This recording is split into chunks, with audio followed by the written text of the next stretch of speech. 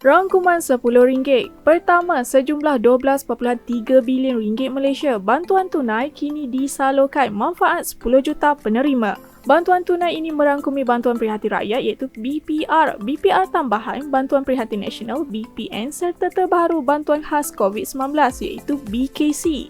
Berdasarkan pengamatan, sejumlah RM4.8 bilion Malaysia baki agihan pembayaran tunai akan disalurkan kelak.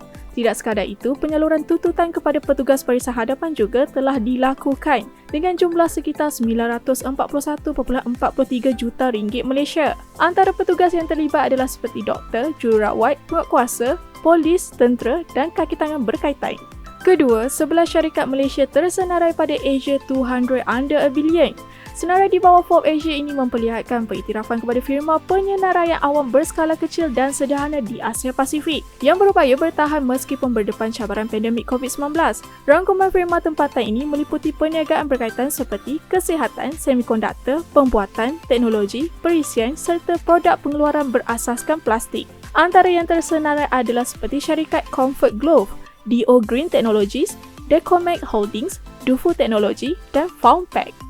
Ketiga, 4.8 juta pencarum KWSP berdepan risiko simpanan persaraan.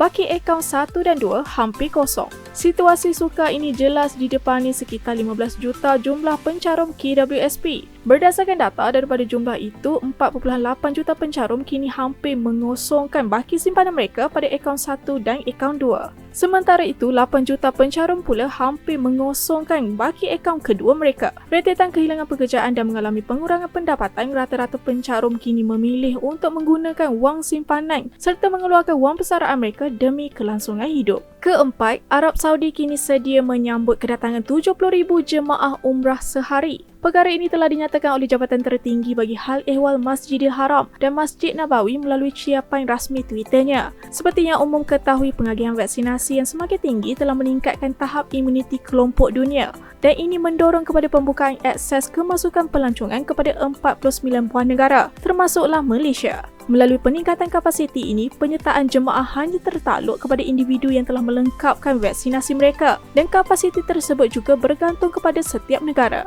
Kelima, ketika lebih 70% negara maju lepasi 40% paras vaksinasi, negara miskin kekal ketinggalan WHO. Pertubuhan Kesihatan Sedunia WHO menggesa penangguhan dos penggalak dilakukan sehingga akhir tahun ini.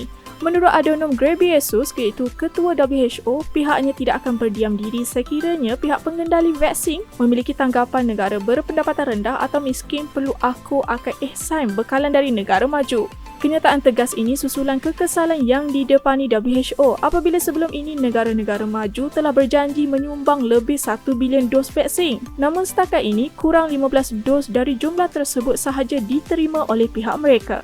Keenam, syarikat induk Shopee rancang raih sekitar 6.2 bilion US dollar bagi perluasan pasaran. Melalui perancangan pengumpulan ini, syarikat induk Shopee pada tahun ini telah mula memasuki pasaran Shopee di Mexico, Chile dan Kemboja.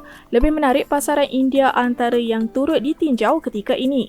Langkah ini seiring dengan perancangan untuk menggunakan hasil mereka pada tujuan perluasan perkembangan syarikat dan korporat. Meskipun agenda ini membawa kepada kerugian yang tinggi kepada namun prestasi pertubuhannya menjadi tumpuan utama para pelabur, di mana sehingga kini nilai saham telah melonjak sekitar 75%. Ia petunjuk yang positif buat perancangan perluasan empire tersebut. Ketujuh, kenaikan segmen beli sekarang bayar kemudian. PayPal sedia ambil alih Paidy pada nilai 2.7 bilion US dollar. Perkembangan BNPL telah membuka peluang PayPal mengambil alih penyedia BNPL Jepun iaitu Paidy. Ketika ini, Paidy memiliki jumlah pengguna sekitar 6 juta pengguna. Meskipun angka itu lebih kecil berbanding pengguna PayPal, tetapi peralihan ini akan memberi nafas baru kepada Paidy.